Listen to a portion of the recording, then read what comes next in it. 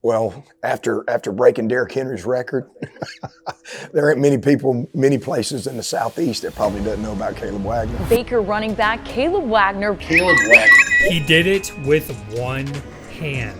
535 yards, breaking Titans player Derrick Henry's high school single game rushing record. Definitely an inspiration to me, and I'm sure he's an inspiration to his team and everybody over there in that community. He was a guy, man, that he was growing up and there was a buzz.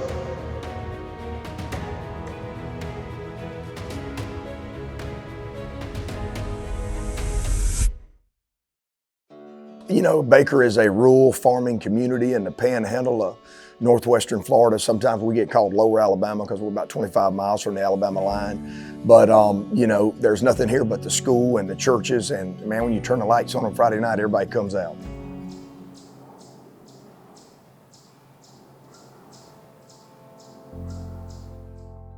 I didn't think it was going to get this big as it was. You know, I thought it was going to be like, oh, he broke a record, woohoo, cool. I go anywhere and they're like, hey, you're that kid that broke the record. I'm like, yeah. It was our second game of the year, so I know it's going to be hard. You know, it's going to be like a shootout. So I just know how to go in and do what I could do, and the offensive line do what they had to do. All those big runs started mounting up, and I didn't know exactly what he had done till my stat guy at the end of the night. We got up doing laundry, and he added it up and said, you know, Kayleb went for 535 yards. So at the time, I didn't know, sent it on to my press people, and they said, Coach, that may be a record. Let me do some research. So about midnight that night after laundry and at the Waffle House, the guy called and he said, I think he's broke Derrick Henry's record. Well, I mean, most... You just can't run for 535 yards every day. I mean, you're right, you can't, but I mean, them holes were massive. So, like, if you're as fast as I am and the holes are as big, anybody could have done it.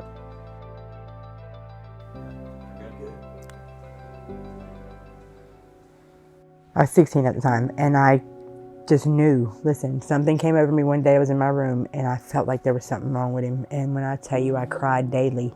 And I went to my mom, I went to the doctors, and I kept saying, something's wrong with him. Something's wrong with him, I know it. Something's wrong with him, I know it. So they did, you know, all the tests that they're supposed to do. Nothing was coming back, and I kept saying, listen, there's something wrong with him, and I knew I could feel it in my soul. And when I was like 7 months pregnant, they had come out with the 3D ultrasound for the first time. And Dr. Lee called me and he said, hey, since you're so paranoid about there being something wrong with your baby, I can pick 3 patients to try this new ultrasound machine out with, and you're going to be one of them.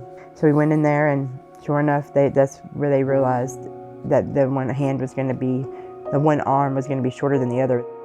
I'm telling you, I knew it in my soul, I could feel it. And so when I realized it, whenever they gave me the confirmation, it was like, whew, I'm not crazy.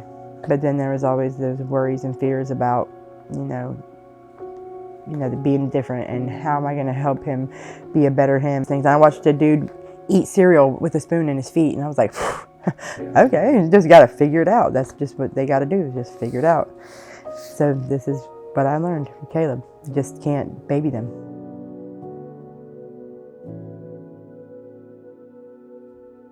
He and my oldest were in kindergarten together, and I actually met Sam at the bus stop one day. And I remember her telling me, you know, maybe, I don't know how she said it, she wasn't telling my son to take him in or anything, because she was worried. I mean, you know, all of this good stuff. But he and my boy, they just been best friends. You know what I'm saying? And that's where it started, in kindergarten. There were months, I don't know, days. There were just, you know, issues, things. Life happens. You know what I'm saying? And she would call and say, hey, can Kayleb hang out with you for a few days? And I'm like, yeah, that's fine. And it just kind of did like that. And we didn't really do anything. I mean, they just played football in the yard, and I was the ref. You know, I don't have a lot to offer, but, you know, yeah, people, it would be better. And I don't think of it as that. You don't have a lot to offer, but look at what you did, how it's impacted.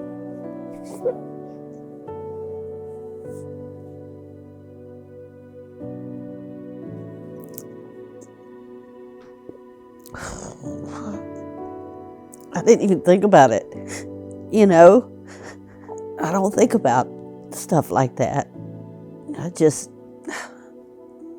do it. They're part of our family. They always have been. I've never thought anything different, you know? So he's a mama's boy. Okay. He is a mama's boy, and I like it. It's I'm not really sure. So for a long time, I was his big sister. Okay. You see what I'm saying? Yeah. Yeah, and so making that move from big sister to mom was kind of difficult. Sometimes being a parent is tough. It is. And whenever you're 16, when you have a baby, things are definitely a little different. You got to kind of grow up with them. But once I got grown up and I decided, like, hey, hold on, boy. I am your mama. Yeah, I mean, there was a couple years there where it was like very wishy-washy between us, right? And then I started noticing Kayleb was having bad behaviors, and I remember this is, I kept telling him, Kayleb, you headed down the wrong road, boy. You headed down the wrong road. And he just did not believe me. Well, he went to a Manning camp that year, and I'll never forget it. He come home from that Manning camp and hugged me and started crying. It was the first time he had hugged me in years.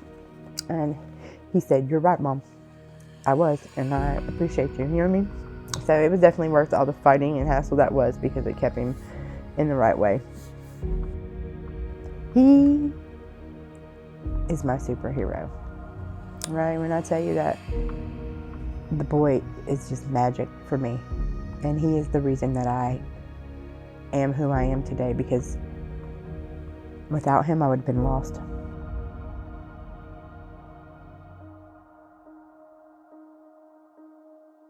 Did you worry about him playing football when he was a kid? Absolutely. I mean, did you worry him get hurt? Did you think, I'm not going to let him play? Never thought I would never let him play. I'm gonna tell you what I did think when he came to me and said he wanted to play football, you know, because I am a single mom and again I work at a gas station. When he said, I want to play football and it's gonna cost $85, I said, what? $85? Listen, you want to show me you really want to play before we go spend this $85, Kayleb. Like, for real? She was like, well, if you want to do it, you're going to do it and you're not going to quit. So she made sure I could kind of handle it before I did it. Listen, that was the best thing I ever did. Literally the best thing I ever did for him.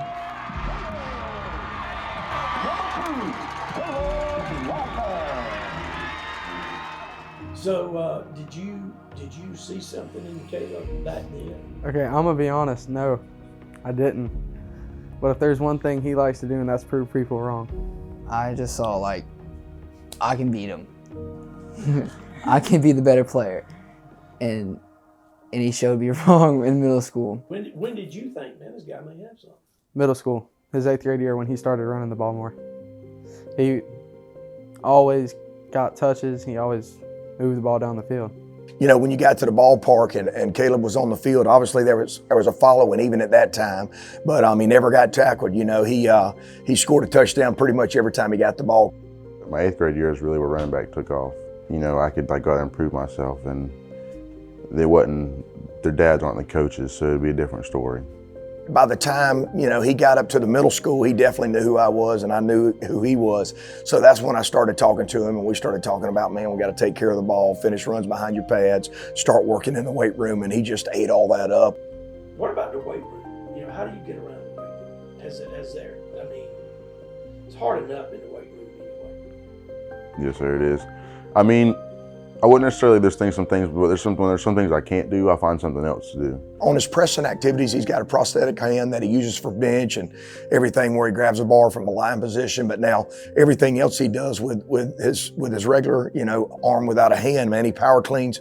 He'll grip that bar, get it to his waist, turn his arm over and get it to the top. You know, a kid with one hand that can power clean 300 pounds is something special. I maxed on cleans like 3 months ago, and I got 315. 2 or 3 months ago, like when we on same thing on clean, I got 520, and my bench was 270. I like to think I'm a leader on the team, and you lead by example. So if I'm working hard, and it makes the other leaders work harder, you know, because one of our mentality, nobody in there wants to get outworked. So if I'm working hard and he's working hard, it just pushes everybody to work harder, and we're getting everybody's best. And when your best players like him are your hardest workers in the weight room and on the practice field and during the condition time and the things we do, you got a chance to have something very special. And he's definitely been a main ingredient in what we have here. When did he start? What year did he start? Did he start as a freshman? No, he was on the JV team as a freshman. Well, I was kind of soft, so I didn't want to move up play varsity. You know, You didn't want to move up? No, I moved up after the JV season. We're on camera now. You just said that. I know. I was scared. I was soft, you know, and when I finally moved up or whatever, I regretted it as soon as it happened because the starting wingback broke his collarbone week 2, and I could have been playing. So that kind of like, dang, you know. But after this season, I moved up. My first carry was a touchdown. I had an 81-yard touchdown, and I was like, you know, I don't know why I ain't been here the whole time. Well, it was really last year, going into the season last year, it was like, well, if I hit him, it's not gonna hurt me as bad as if he hits me. And if I run through his face, he can't run through mine, so. Does this surprise you that he's able to do it? No, because he doesn't let this stop him from anything. Anybody at the school or in the community don't view it as that, you know. Half the time you talk to everybody like, well, I forget he has one arm sometimes, you know. That's just it. So I do too. He gets upset when people say he's got a handicap. He gets upset when he only plays with one arm. He's not different. He doesn't let, I don't even call it a handicap, he doesn't let that stop him. He never has. Even when he was 5 years old. He did everything else just like any other kid. That did not stop him. So he's just always had heart. He's always had it. Kayleb has the biggest heart ever, right? So Kayleb does little things like, he's seen a little girl at school and she had on these shoes, right? They were duct taped, and he said every week, you know, every day she was wearing different colored duct tape on her shoes. This dude went and worked all weekend long, went and bought this girl a pair of shoes and gave them to the guidance counselor to give to her. You know what I mean? He said he didn't want to hear people making fun of her because of her shoes. Kayleb's soul is great and his heart is huge. Just a great kid, you know. He loves being around young kids in this K through 12 environment. Our kids get to, you know, be classroom aides and mentors to some of the classrooms and younger students. He does a great job with that. He, you know, played football this morning for a period or two with some special needs kids. He loves that.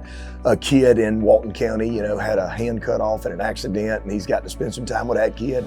So he definitely knows that God has blessed him with the ability that he's got, and he's got a platform because of the situation he is. And I definitely am proud of the way he's used his platform.